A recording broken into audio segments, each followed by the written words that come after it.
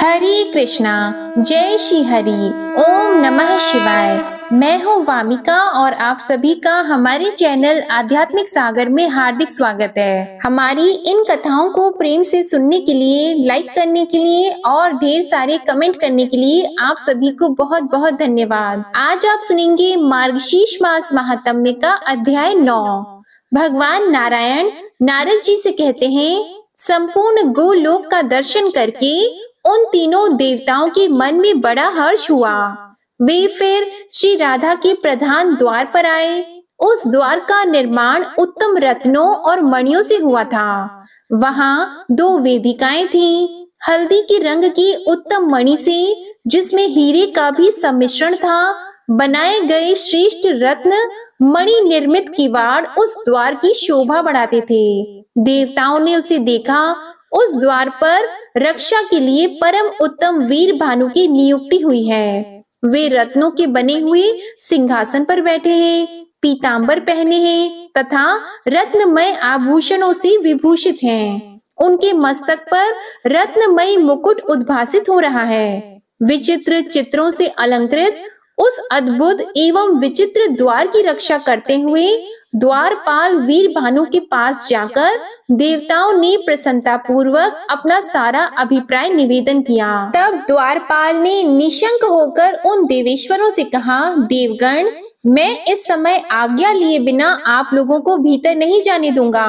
मुने, यह कहकर द्वारपाल ने श्री कृष्ण के स्थान पर सेवकों को भेजा और उनकी आज्ञा पाकर देवताओं को अंदर जाने की अनुमति दी। उससे पूछकर वे तीनों देवता दूसरे उत्तम द्वार पर गए, जो पहले से अधिक विचित्र, सुंदर और मनोहर था। नारद उस द्वार पर नियुक्त हुए चंद्रभानु नामक द्वारपाल दिखाई दिए, जिनकी अवस्था किशोर थी। शरीर की कांति सुंदर एवं श्याम थी। वे सोने का बेंत हाथ में लिए रत्नमय आभूषणों से विभूषित होकर रत्नमय सिंहासन पर विराजमान थे।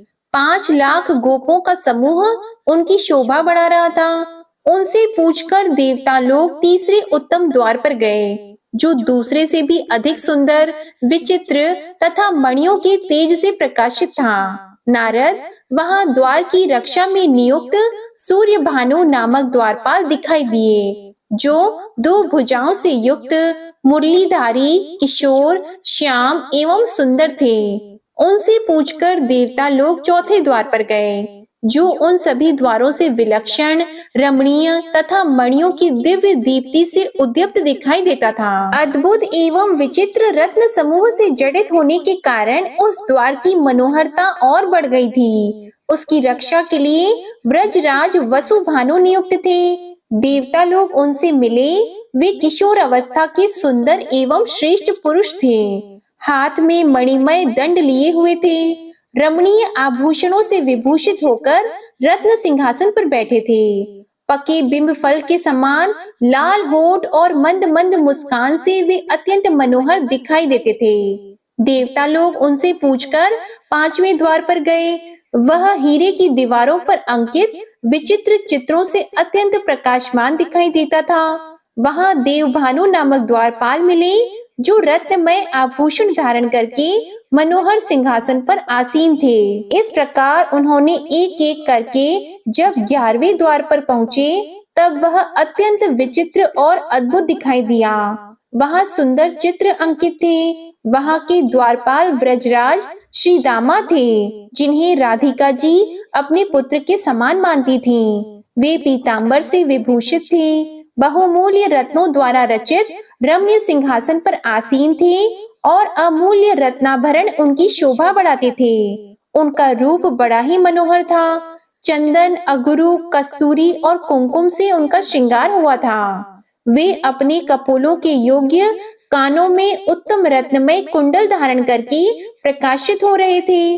करोड़ों गोपों से घिरे होने के कारण राजाधिराज से भी अधिक उनकी शोभा होती थी। उनकी अनुमति लेकर देवता लोग प्रसन्नता पूर्वक 12वें द्वार पर गए, जहां बहुमूल्य रत्नों की बनी हुई बहुत सी वेदिकाएं प्रकाशित हो रही थीं। वह विचित्र द्वार सबके लिए दुर्लभ, अदृश्य और अश्रुत था, अर्थात उसके बारे में कभी सुना भी नहीं था। देवताओं ने देखा 12वें द्वार की रक्षा में सुंदरी गोपांगनाएं नियुक्त हुई हैं। वे सब की सब रूप यौवन से संपन्न, रत्नाभरणों से विभूषित, पीतांबर धारिणी तथा बंधे हुए केश कलाप के भार से सुशोभित थीं। वे चंदन, अगुरु, कस्तूरी और कुमकुम के द्रव्य से अपना श्रृंगार की हुई थी। वहां 100 कोटि गोपियों में एक श्रेष्ठ गोपी थी जो श्री हरि को भी परम प्रिय थी। उन करोड़ों गोपिकाओं को देखकर देवताओं को बड़ा विस्मय हुआ। मुने उन सब गोपियों से अनुमति लेकर वे देवता प्रसन्नता पूर्वक दूसरे द्वार पर गए। इस तरह क्रमशः 3 द्वारों पर उन्होंने देखा श्रेष्ठ और अत्यंत मनोहर गोपांगनाएं उनकी रक्षा कर रही हैं। वे सुंदरियों में भी सुंदर, रमणीया, धन्या, मान्या और शोभाशालिनी हैं। सब की सब सौभाग्य में बढ़ी चढ़ी तथा श्री राधिका की प्रिया हैं। इस प्रकार वे तीनों द्वार स्वप्न कालिक अनुभव के समान अद्भुत, अश्रुत, अदृष्टपूर्व, अति रमणीय और विद्वानों के द्वारा भी अवर्णनीय थे। उन सबको देखकर और उन गोपांगनाओं से बातचीत करके आश्चर्यचकित हुए वे तीनों देवेश्वर 16वें मनोहर द्वार पर गए, जो श्री राधिका के अंतःपुर का द्वार था। वह सब द्वारों में प्रधान तथा केवल गोपांगना गणों द्वारा ही रक्षणीय था। श्री राधिका की जो 33 समन्वयस्का सखियां थीं, वे ही इस द्वार का संरक्षण करती थीं। द्वार पर खड़े हुए निमेष रहे देवताओं ने उन सबको देखा। वह द्वार श्रेष्ठ मणि रत्नों की वेदिकाओं से सुशोभित था। इंद्र नील मणि के बहुत से खंभे उसकी शोभा बढ़ा रहे थे। उनके बीच बीच में सिंदूरी रंग की लाल मणियां जड़ी थी। उस द्वार को पारिजात पुष्पों की मालाओं से सजाया गया था। उन्हें छूकर बहने वाली वायु वहां सर्वत्र सुगंध फैला रही थी। राधिका के उस परम आश्चर्यमय अंतःपुर के द्वार का अवलोकन करके देवताओं के मन में श्री कृष्ण चरणाविंदों के दर्शन की उत्कंठा जाग उठी। उन्होंने उन सखियों से पूछकर शीघ्र ही द्वार के भीतर प्रवेश किया। उनके शरीर में रोमांच हो आया था। भक्ति के उद्वेग से उनकी आंखें भर आई थीं। उनके मुख और कंधे कुछ कुछ झुक गए थे। अब देवताओं ने श्री राधिका के उस श्रेष्ठ अंतःपुर को अत्यंत निकट से देखा। हे नारद, करोड़ों रत्नमय कलश तथा रत्न निर्मित पात्र वहां सजाकर रखे गए थे, जो बहुमूल्य होने के साथ ही बहुत सुंदर थे। उनसे उस दरबार की बड़ी शोभा हो रही थी। नाना प्रकार के वाद्यों की मधुर ध्वनि वहां गूंज रही थी। वीणा आदि के स्वर यंत्रों के साथ गोपियों का सुमधुर गीत सुनाई पड़ता था। ऐसे अंतःपुर को देखकर वे देवता विस्मय से विमुग्ध हो उठे। उन्होंने वहां मधुर गीत सुना और उत्तम नृत्य देखा। वे सब देवता वहां स्थिर भाव से खड़े हो गए। उन सबका मन ध्यान में लीन हो रहा था। उन देवेश्वरों को वहां रमणीय रत्न सिंहासन दिखाई दिया, जो 100 धनुष के बराबर बड़ा था। वह सब ओर से मंडलाकार दिखाई देता था। श्रेष्ठ रत्नों के बने हुए छोटे छोटे कलश समूह उसमें जुड़े हुए थे। करोड़ों सूर्यों के समान वह प्रकाशमान था। उस तेजः स्वरूप को देखकर वे देवता ध्यान मग्न हो गए तथा भक्ति भाव से मस्तक एवं कंधे झुकाकर बड़ी श्रद्धा के साथ उसको प्रणाम करने लगे। उस समय परमानंद की प्राप्ति से उनके नेत्रों में आंसू भर आए थे और सारे अंग पुलकित हो गए थे। वे ऐसे जान पड़ते थे मानो उनके अभीष्ट मनोरथ पूर्ण हो गए हों। उन तेजः स्वरूप परमेश्वर को नमस्कार करके वे तीनों देवेश्वर उठकर खड़े हो गए और उन्हीं का ध्यान करते हुए उस तेज के सामने गए। ध्यान करते करते जगत सृष्टा ब्रह्मा के दोनों हाथ जुड़ गए। नारद, उन्होंने शिव को दाहिने और धर्म को बाएं कर लिया तथा वे भक्ति के उद्वेग से चित्त को ध्यान मग्न करके उन परात्पर गुणातीत परमात्मा जगदीश्वर श्री कृष्ण की स्तुति करने लगे। ब्रह्मा जी बोले, जो वर, वरेण्य, वरद तथा संपूर्ण प्राणियों की उत्पत्ति के हेतु हैं, उन तेजः स्वरूप परमात्मा को मैं नमस्कार करता हूँ। जो मंगलकारी, मंगल के योग्य, मंगल रूप, मंगलदायक तथा समस्त मंगलों के आधार हैं, उन तेजोमय परमात्मा को मैं प्रणाम करता हूँ। प्रभु, आप निराकार होकर भी दिव्य आकार धारण करते हैं, इंद्रियातीत होकर भी इंद्रिय युक्त होते हैं। आप सबके साक्षी हैं, परंतु आपका साक्षी कोई नहीं है। आप तेजोमय परमात्मा को मेरा नमस्कार है। आपके पैर नहीं है, तो भी आप चलने की योग्यता रखते हैं। नेत्रहीन होकर भी सबको देखते हैं, हाथ और मुख से रहित होकर भी भोजन करते हैं।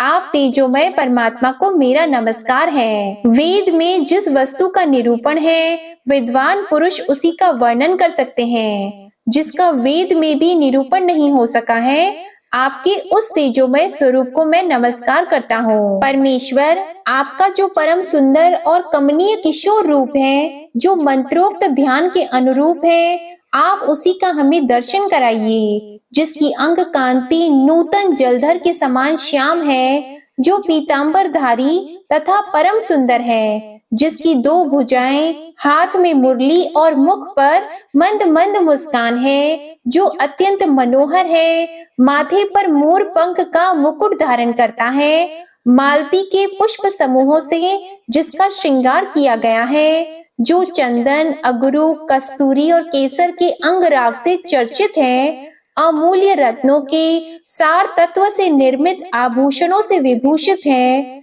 बहुमूल्य रत्नों के बने हुए किरीट मुकुट जिसके मस्तक को उद्भासित कर रहे हैं, जिसका मुख चंद्र शरद काल के प्रफुल्ल कमलों की शोभा को चुरा लेता है, जो पके बिंब फल के समान लाल होठों से सुशोभित है, परिपक्व अनार के बीज की भांति चमकीली दंत पंक्ति जिसके मुख की मनोरमता को बढ़ाती है, जो रास रस के लिए उत्सुक होकर केली कदम्ब के नीचे खड़ा है, गोपियों के मुखों की ओर देखता है तथा श्री राधा के वक्ष स्थल पर विराजित है। आपके उसी केली रसोत्सुक रूप को देखने की हम सबकी इच्छा है। ऐसा कहकर विश्व विधाता ब्रह्मा उन्हें बारंबार प्रणाम करने लगे। धर्म और शंकर ने भी इसी स्तोत्र से उनका स्तवन किया तथा नेत्रों में आंसू भरकर बारंबार वंदना की। मुने उन त्रिदशेश्वरों ने खड़े खड़े पुनः स्तवन किया। वे सब के सब वहां भगवान श्री कृष्ण के तेज से व्याप्त हो रहे थे। धर्म, शिव और ब्रह्मा जी के द्वारा किए गए इस स्तव राज को जो प्रतिदिन श्री हरि के पूजा काल में भक्ति पूर्वक पढ़ता है, वह उनकी अत्यंत दुर्लभ और दृढ़ भक्ति प्राप्त कर लेता है।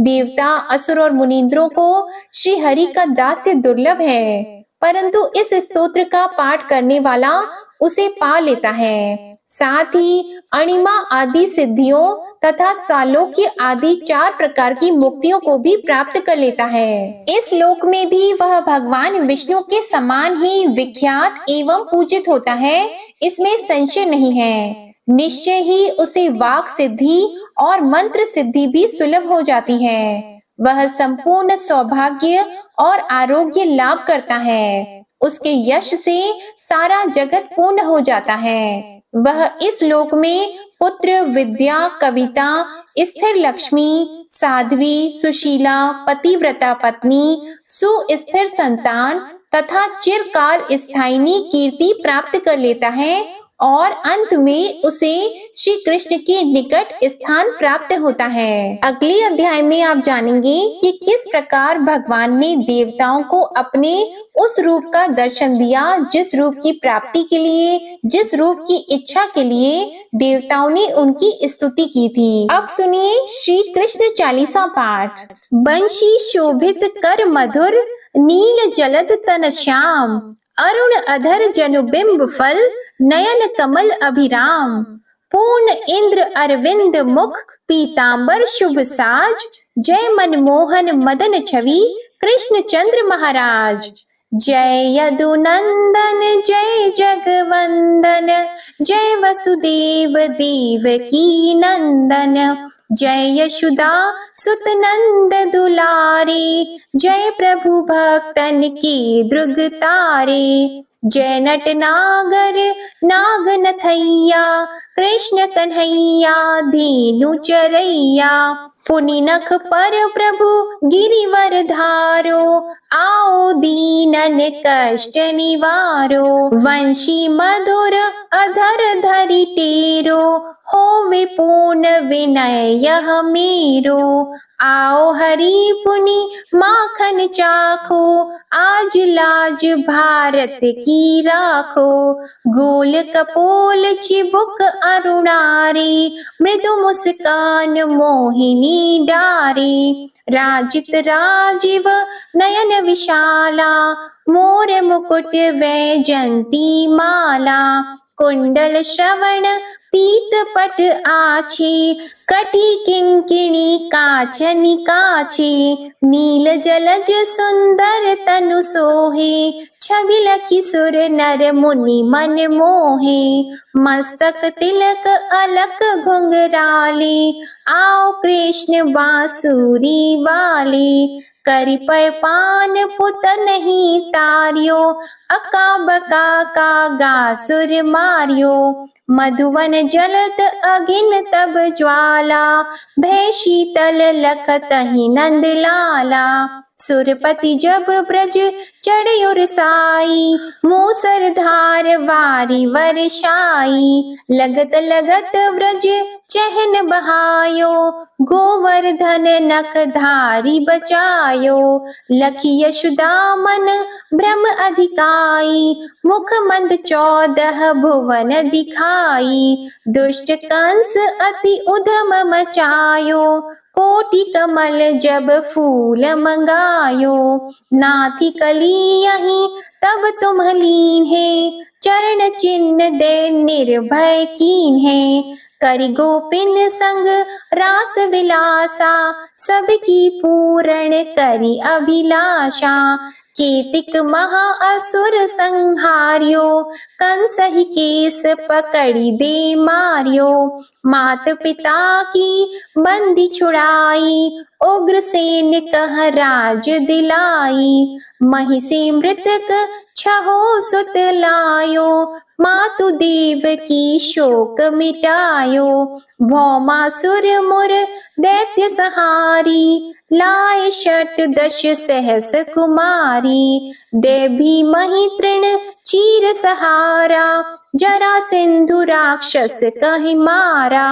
असुर बकासुर आदिक मारियो, भक्तन के तब कष्ट निवार्यो। दीन सुदामा की दुख टारियो, तंदुल 3 मूठ मुख डारियो। श्री कृष्ण चालीसा समाप्त होती है। प्रेम से बोलिए भगवान श्री कृष्ण की जय। उम्मीद करती हूँ हर बार की तरह आपको आज की कथा और ये चालीसा पसंद आई होगी। अगर पसंद आए तो वीडियो को लाइक करना मत भूलिएगा और चैनल को भी सब्सक्राइब करिएगा। साथ ही कमेंट में भगवान श्री कृष्ण की जय जरूर लिखिएगा। जय श्री कृष्ण।